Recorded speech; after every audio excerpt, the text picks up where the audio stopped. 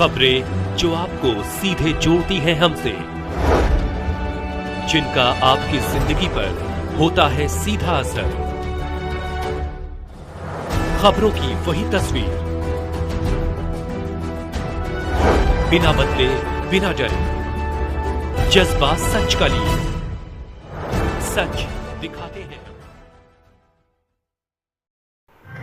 काशी सुमेरु पीठ डुमराव बाग कॉलोनी 80 में अखाड़े के 99 वर्षीय वरिष्ठ तपस्वी अखंडानंद तीर्थ के देहत्याग के उपरांत षोडशी कार्यक्रम, श्रद्धांजलि सभा, साधु संगोष्ठी एवं दंडी स्वामियों के भंडारे का आयोजन किया गया। कार्यक्रम जगतगुरु शंकराचार्य काशी सुमेरु पीठाधीश्वर स्वामी नरेंद्रानंद सरस्वती महाराज के सानिध्य में संपन्न हुआ। इस अवसर पर बड़ी संख्या में संत महात्माओं, दंडी स्वामियों, साधु संतों एवं श्रद्धालुओं ने उपस्थित होकर तपस्वी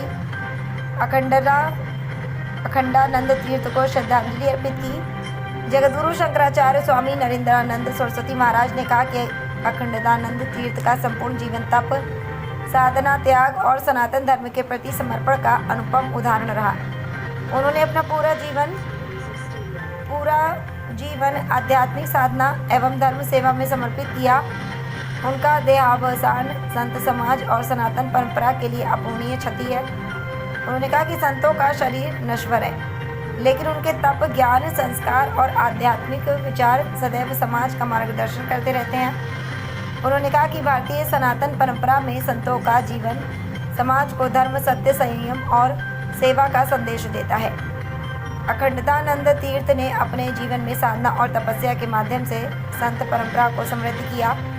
उनका जीवन आने वाली पीढ़ियों के लिए प्रेरणा स्रोत रहेगा। कार्यक्रम के दौरान साधु संगोष्ठी में संत महात्माओं ने अखंडानंद तीर्थ के जीवन, तपस्या एवं धार्मिक योगदान पर प्रकाश डाला। वक्ताओं ने कहा कि उन्होंने कठिन साधना के माध्यम से आध्यात्मिक चेतना को मजबूत करने का कार्य किया। श्रद्धांजलि सभा में उपस्थित संतों ने उनकी आत्मा की शांति के लिए प्रार्थना की। इस अवसर पर दंडी स्वामियों एवं संत महात्माओं के लिए भंडारे का भी आयोजन किया गया। काशी सुमेरु पीठ में आयोजित कार्यक्रम में संत समाज के अनेक प्रमुख प्रतिनिधि, श्रद्धालु एवं धर्म प्रेमी उपस्थित रहे। कार्यक्रम का समापन संतों के आशीर्वचन एवं प्रसाद वितरण के साथ हुआ। कार्यक्रम का संचालन स्वामी ब्रजभूषणानंद महाराज ने किया। विचार व्यक्त करने वाले महंत प्रकाश देव आश्रम बिजोलिया, वीर आश्रम, स्वामी मधुसूदन आश्रम, नर्मदा आश्रम, श्रवण देव आश्रम, पुष्कर मठ, मेजर ओमकारनाथ दुबे, जयपवन दीक्षित, नरेशानंद, अनंत विज्ञान मठ आदि उपस्थित रहे। अवधेश दीक्षित ने संतों का माल्यार्पण कर आशीर्वाद दिया। रमाकांत दीक्षित कार्यक्रम में संयोजक रहे। के मूर्ति के आगे, अम्बा जी के आगे उन्होंने, यहाँ कमंडल कुंड कहा जाता है, वहाँ उन्होंने तप किया, उपासना किया और साधना किया।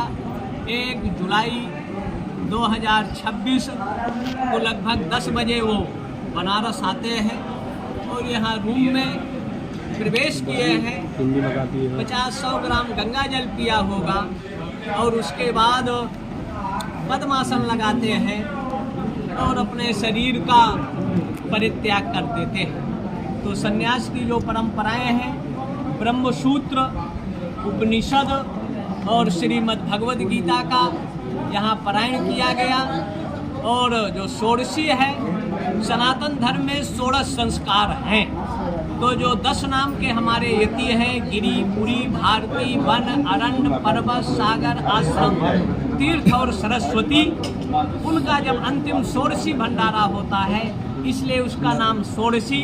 16 संस्कारों का निरूपण भगवान व्यास ने किया है, इसलिए षोडशी भंडारा श्रद्धांजलि सभा किया जाता है। और उसमें उनके व्यक्तित्व, कर्तृत्व और साधना का यहाँ निरूपण, वर्णन किया गया। 3 बजे जगकर अखंडानंद महाराज गंगा जी में जाते थे। कभी कभी 11 बजे रात को यहाँ से निकलकर 3 बजे तक हरिश्चंद्र घाट में वेदी में बैठकर साधना करते थे, उपासना करते थे, गंगा जल का सेवन करते रहे और अपने पंच भौतिक शरीर का वो छोड़ दिए। उनकी ज्ञान, उपासना, साधना दुनिया के लिए अनुकरणीय है। त्यागमय जीवन रहा। केवल जिनको चेला बनाते थे 1 रुपए दक्षिणा के रूप में लेते थे और उनसे कोई पैसा नहीं ले। उनका पूरा जीवन त्यागमय रहा, साधनामय रहा, उपासनामय रहा।